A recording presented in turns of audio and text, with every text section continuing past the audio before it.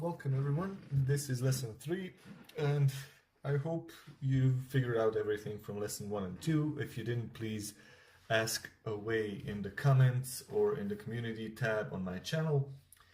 This time we're going to do a couple of new things.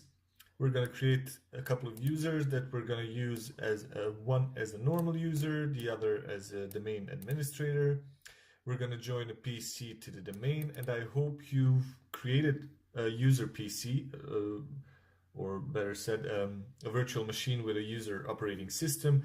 I've chosen Windows 7 32-bit because it's not so hard on resources and it's running smoothly on my computer. Anyway, we're going to add a user to this machine after we join it to the domain. One user will be just a standard user, the other will be a local admin. We're going to learn about all of that, and we're going to mention some other tools too, but let's just dive into the exercise. Okay, first things first, what you want to do at the start is go to the virtual switch manager. Now, when you just started, you have the default switch. This is a default virtual switch that comes with Hyper-V. However, I decided to create another one. It's I've called it our LAN, like our network, and I've set it to private. Now, if you don't know what private, internal, or external network means, it basically means this. External network creates a virtual switch that binds, basically makes the virtual computer that you've added it to, it connects it to the internet and to the physical host. The internal connects it to other virtual machines and to the physical host, and private makes it basically only communicate to the virtual machines. So that means it functions on a virtual level. I've created this LAN as private just so the machines communicate only with each other and nothing else, and that's what we're going to use. Now, when you create the switch, sorry, I just wanted to show you, just go to new virtual switch, click private and create virtual switch. It's an easy process. You'll create one, give it a name, don't click anything else, and that's it. Now, you want to add that switch to your computers, to your virtual machines, so just go to their properties and change their default switch to our LAN. Okay, and yeah, that's it for the beginning. Now we can start our machines. I will speed up the video so you don't have to wait for the boot up to happen.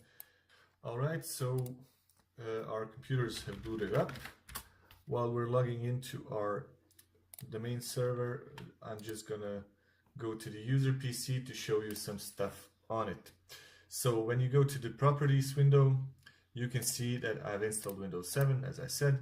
The computer name is here and it's part of a work group, so it's not a domain PC yet.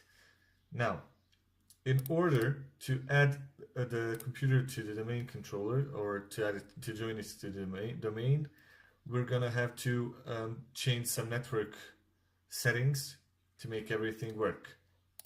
Now, these settings, we're gonna change them both on the server and on the computer. So please just go to Control Panel and Network and Sharing Center. I've pinned an icon to my Start menu to access it easier.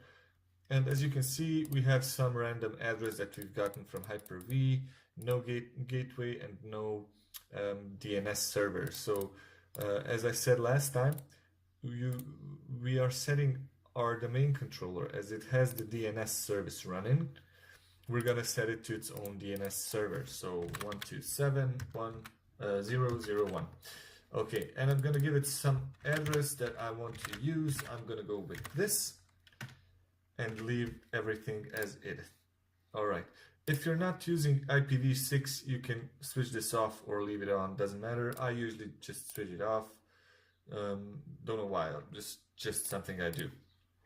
Okay, we're gonna do the same thing on our Windows 7 computer, on our user computer, and what we're gonna do here, okay, yeah, we're gonna give it a fixed IP address on the same pool, and I'm gonna give it the 31, because you know I told you last time, I like having my first 30 addresses free, and this time We're not gonna set the user computer as a DNS server, of course. We're gonna enter the address that I gave to my domain controller, so the 20. Now we're ready to add the computer to the domain, but we won't just do that. We want to create some users that we're going to use as local users and as a local admin on the PC. So what you can see here is that I've created another OU, another container. It's called management, and we have the existing administrators container from last time. So first we're going to add a user here, and we're going to call the user, let's call it Mini Mouse. And Mini is going to be our user that's supposed to be an admin in the future. So we're going to write that down. So we have to be admin. All right. Just so you don't have to write this, I'm writing it so just so I know which user is which, because they're both made up. And we're going to create Donald Duck.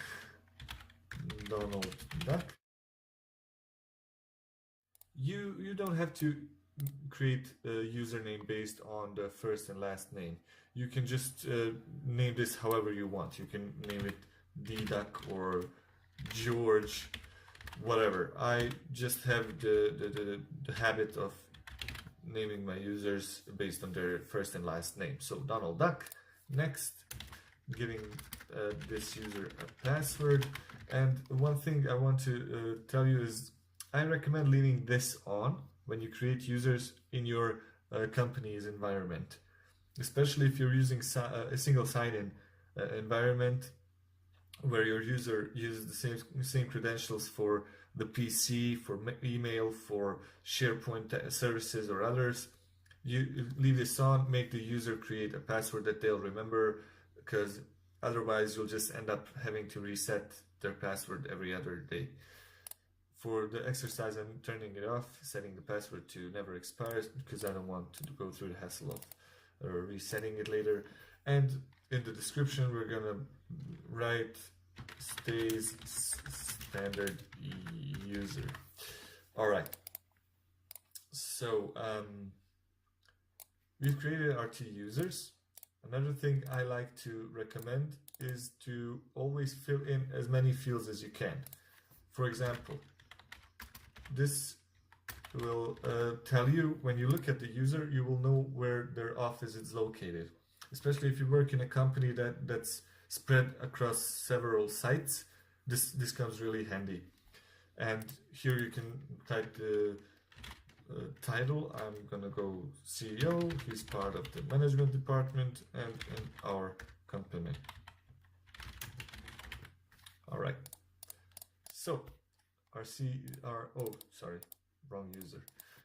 IT manager, IT department in our interesting company. Okay. And here we're gonna give Donald Duck the privilege of being a CEO.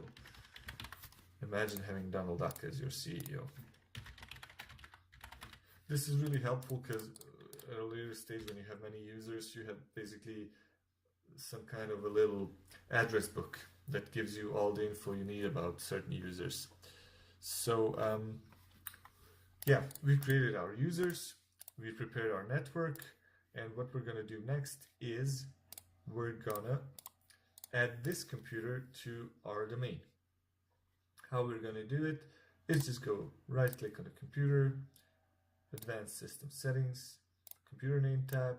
Now here you can type a description. I usually use the user's full name, so I know who's using the computer. And for the computer name, I like to set it to, for example, interesting company 0001, because it's our first computer in the company. You can name it to whatever you like. I like having this mask, and then maybe if I have other sites, I can say interesting company site 2001 or site 5 or whatever. You can choose whatever you want here. It's just a matter of preference. And now we're adding it to the domain. and this is our domain name, and it's going to ask us for credentials, and the credentials we're going to use, my domain administrator is basically our domain admin that we've created. All right, our computer is now part of the domain. That means first we have to restart it. So all the settings are applied and the group policy is applied and everything. You're going to learn about that in a second. And what you'll see on the server in the meantime, while we restart the computer, is that the computer is already present in the computer's container. All the PCs that are joined to the domain will automatically be added to this container. So this one, you can just write a short description, Donald Duck. So yeah, now when you're in the Active Directory applet, you can go to the computers and you'll see right away who's using this computer. I think that's good practice. You'll have an easier time recognizing whose computer you're dealing with, especially if you have hundreds or even thousands of users on your domain. All right, we're going to wait for the local computer to, for the user computer to restart. All right, it did. And yeah, now when we first log in, start the computer, it'll try to log us in as the local user that we created when we installed Windows. Don't use this one after you've joined it to the domain. You will want to log in as the domain administrator. And I'll show you why in a second now. Okay, so we're in, and this is our desktop for our domain admin on our user computer. We can see now the domain of the computer is my domain local, the computer description as said, and our full computer name is this. This is the fully qualified domain name of the computer, so ic/0001.my/domain.local. This is our full computer name. And another thing you want to do after you add the computer to the domain is go to remote settings and just set the computer to be accessible through remote desktop connection. If of course you want to be able to access it later through that. Also take care to turn on network discovery. You can also turn on file and printer sharing if you want. So now if you want to connect to this computer from another machine with the right credentials, you will be able to. All right, first things first, I'm gonna add the run command to the start menu. I can't do without. I love my run and I love my command prompt. So I'm running the command prompt as admin, and what I like to do next, I'm gonna write all the commands and links mentioned in my videos always in the description below. What I like to do is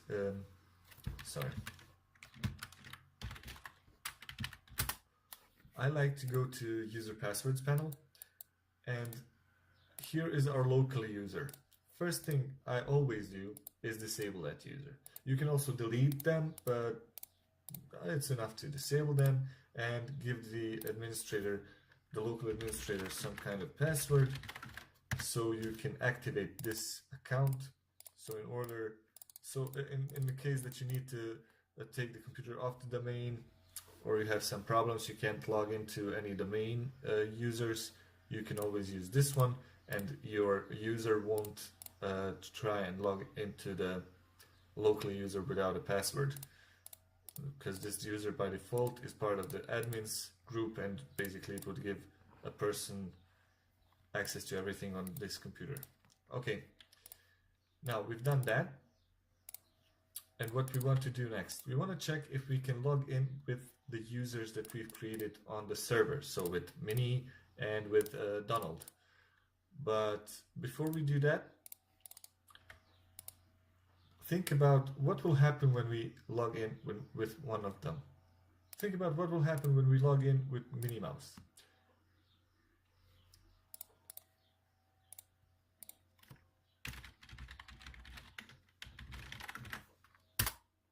is she going to be an administrator now?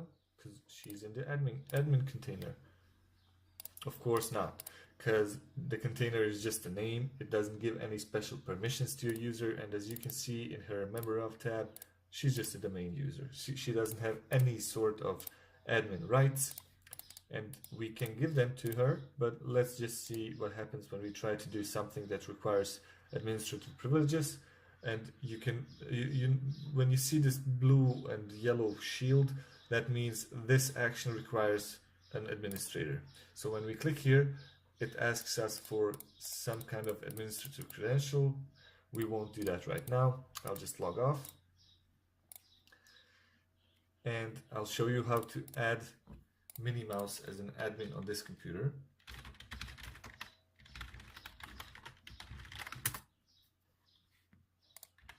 We're going to go to, I'm going to show you the graphical way. So I'm going to go to Control Panel, User Accounts, and Manage User Accounts. And here I can add Minnie as a local administrator. Now, please be aware, this doesn't change her role in the domain. This is only applied to this particular computer. So when she logs in on this computer, she will be an admin. She will have access to everything on this computer, but not on the domain.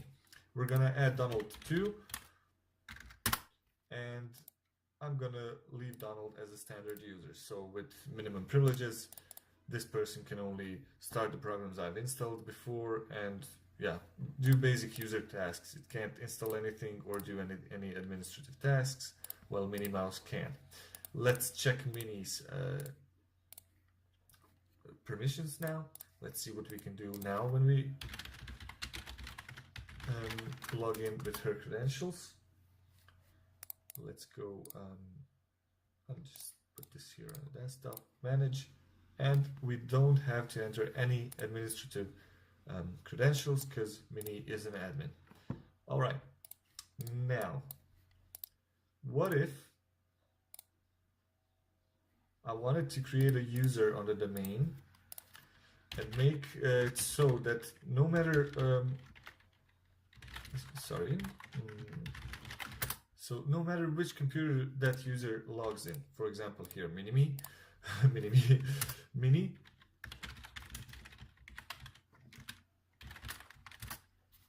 so I want to make Minnie a domain admin, but I don't want to give her access to everything on my domain controller. I just want to make her an admin of all the computers on the domain. I'm going to do something that you have to learn to use as much as possible because it really makes your job easier, and that's group policies. So Minnie Mouse is currently a member of domain users. I'm going to create a new group and I'm going to call it let's say global admins, meaning the people in this group are supposed to become administrators on every PC they log in on my domain. Of course, if you want full security, you're gonna exclude domain controllers and servers from that pool of computers, but for this exercise I'm just gonna make Minnie a global admin for everything basically. And what we're gonna do, we're gonna go to the server manager, we're gonna go to group policy management, and this is where lots of magic happens. It can become really a hassle sometimes, but in the long run it's really useful. First thing you'll see is this domain default domain policy.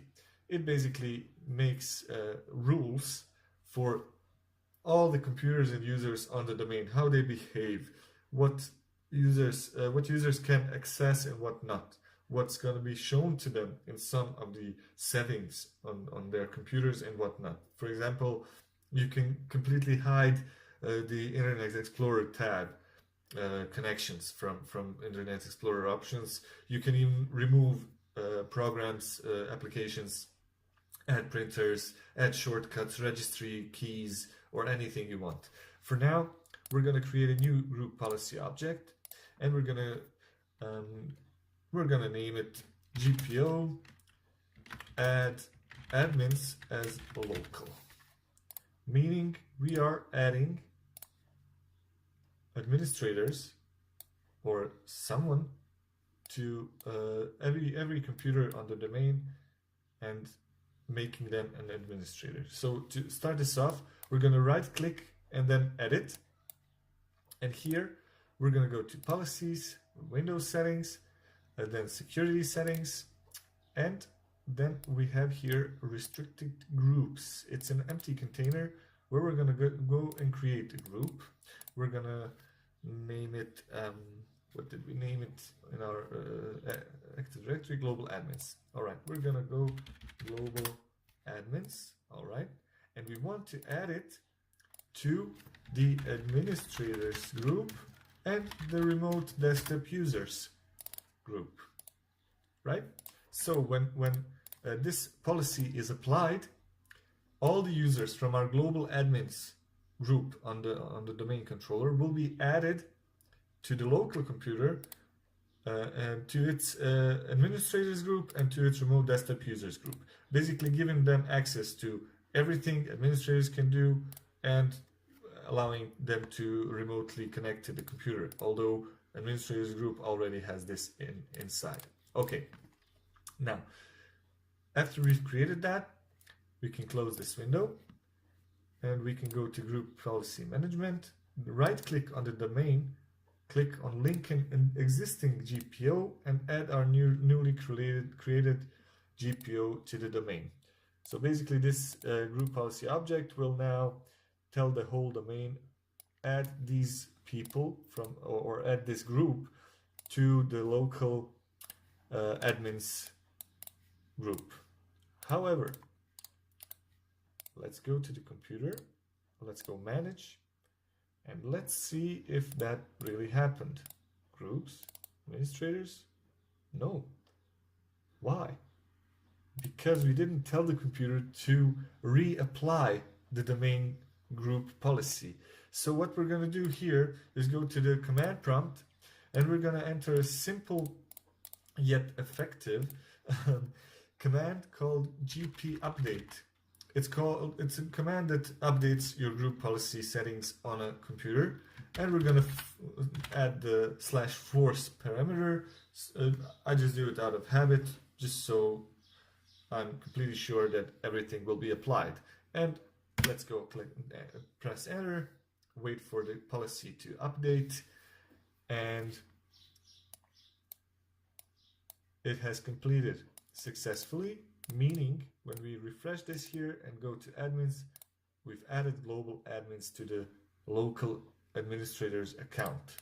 So now when I log in as Mini again,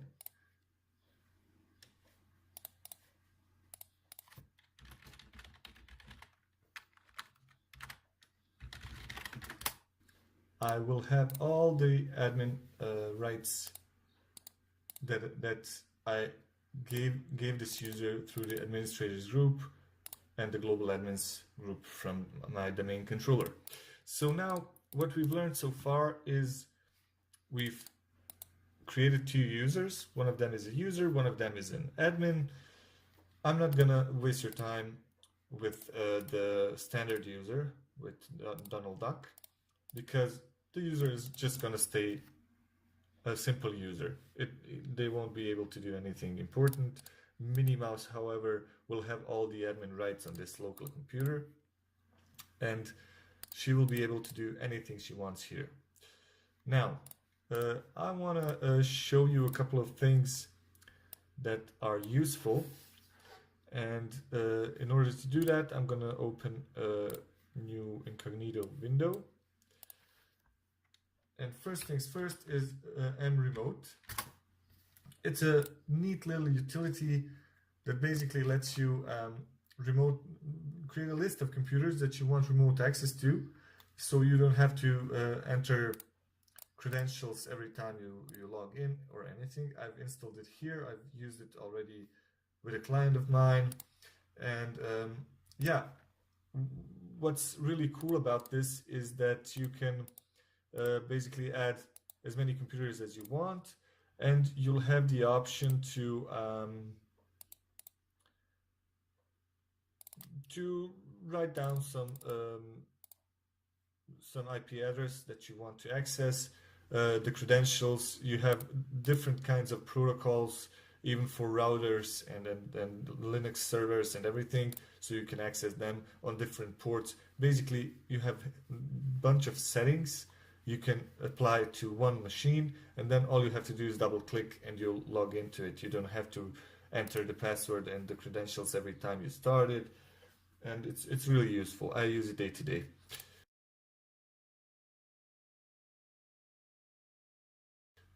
The other thing I wanted to tell you about is something called admin tools for Windows. So basically, it gives you remote server administration tools. That means when you install them, you will be able to remotely manage your server. For example, you have to reset a user's password. Usually you would have to go to remote desktop, access your server, then on the server start Active Directory users and computers, then search for the user and reset its password. This way you can skip the first step, so you don't have to remotely access anything. You can just start the Active Directory users and computers applet from your PC, and it will automatically connect to the server where you can just reset the user's password. So it saves you some time, and you'll be happy to have this package of tools. So we have our server running, we have a user PC running, and it's on a domain. The user Minnie Mouse is an admin, so she has all the rights she wants. And that's basically it for this lesson. I hope you've learned something new. I hope you understand what I've told you, and see you next time. Thanks for watching.